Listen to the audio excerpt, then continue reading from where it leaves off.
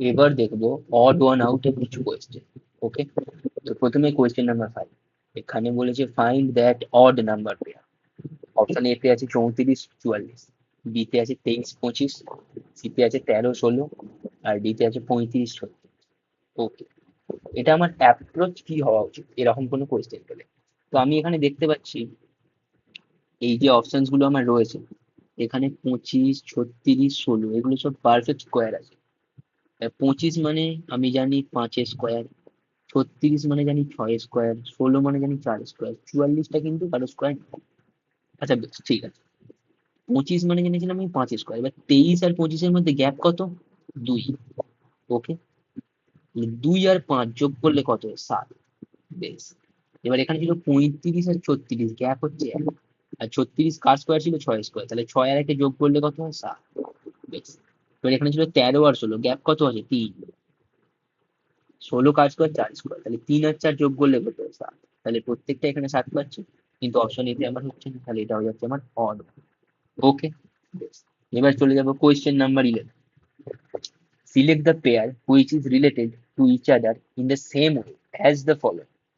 যে 72 তার সঙ্গে আছে 25, এর মধ্যে যা রিলেশন আছে তাহলে সেটা কোনটার মধ্যে আছে?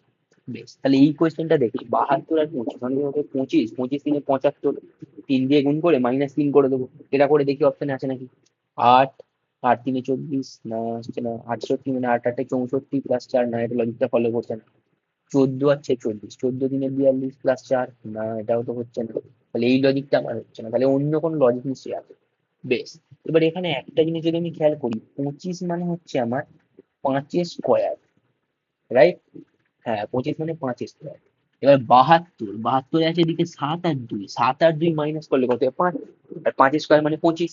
হ্যাঁ, তাহলে এই লজিকটা দিয়ে ট্রাই করে দেখি। প্রথমে আছে 6 আর 8, 68, তাহলে এটা হচ্ছে 2, 2 স্কোয়ার মানে 4, 4 এখানে নেই, তাহলে এটা হচ্ছে না।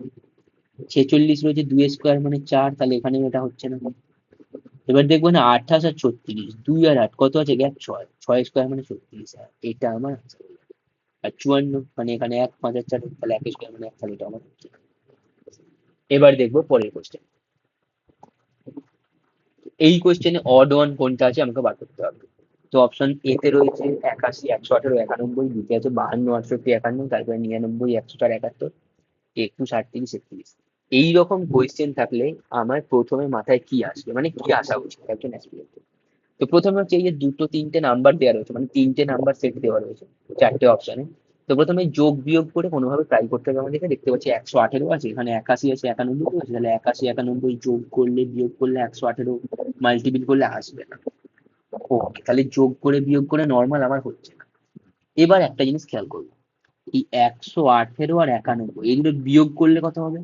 1 8 মানে আমার 7, 9 2 11 মানে হচ্ছে আমার 27। 27-এর সঙ্গে আমি যদি 3 গুণ করি তাহলে কিন্তু 81 আমি পেয়ে যাবো, রাইট? এবার নিচেরটা দেখি সেম ভাবে, তাহলে 104 আর 71 বিয়োগ করলে কত হবে? বিয়োগ করলে হচ্ছে আমার 3, এর সঙ্গে আমি যদি 3 গুণ করি তাহলে আমি পেয়ে যাচ্ছি 95। ওকে, এবার ডি এরটা দেখি, 31 38, এটা মানে হচ্ছে আমার 7, 7 × 3 করলে পেয়ে যাচ্ছে। তাহলে এখানে হচ্ছে 51 আর 68 মাইনাস করলে কত হচ্ছে?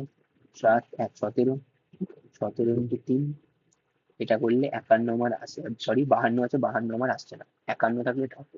তাহলে অড ওয়ান আউট বলেছিল, তাহলে এটা হয়ে যাচ্ছে আমার odd।